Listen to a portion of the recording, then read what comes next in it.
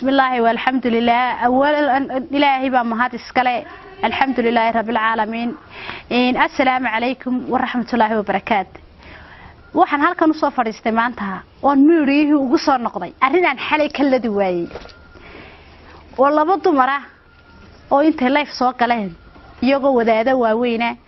intay halkaas soo istaageen waxaan qaadan waayo ka jibsan waayay ku hadlaayay horta gabadha kale wajiga rabadka way dameynaysa waxaan la hadlayay fooseen dhacasay horaad aniga oo hodan Muuse oo ninka guri sareeya la yiraahdo buuku qoray soo ka soo hadlay baad inta miiriyo soo gashay aniga ay soo qaatay oo aniga ay soo ataagtay horta waxa ku sheegay haybteed garawaayay goortanaad reer ka noqotay xilligaad gashay waa taari waa la galaa reer kanay xilligaad reer ka noqotay reer kan Sacad Muuse xilligaad noqotay marba difoosahooda u tad kolba noo soo abaarayso soo sheeg adigan ku leey waxaan anigu garanaya xeerinaya oo dhanadi dhali karta garanaya on sleefo si way dada u turo hadaan wax ka yiraahdana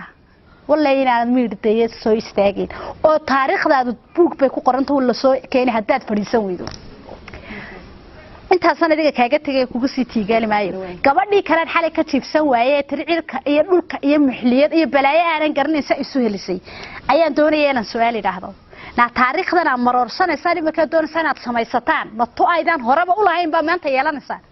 shalay baan arkayo odaygii waa laaba buug annaga nagu qoro Sayd Cabdulla Xasan ku qoro dad ku qorayay maxayda dadka buug ayaa taariikh lagu yeeshaa lagu taariikh hadaad rabto annaga lahayn oo habli boqolka halaad iyo maadinka iyo qoriga iyo laga bixinayo farda iyagoo uurka ku jiray la rahman jiray la oran jiray inantaasaan doonaynaa waa aniga walaalo weyna garxajisa inanta yar caaysaara dhali karaysaa kalsoona asku inta dhowrayso doon shirkaad sheeganaysa way jirin iyadu kolba ina saqiir ka nixisaan u soo istaagtaan miiriya marna aniga soo dhigataan marna caruura la dhanidla joogaad dakada ka fuushaan horta ereyga taasan ka leeyo adan maanta halkan ku fadhiya ta aydu ninkii lahaa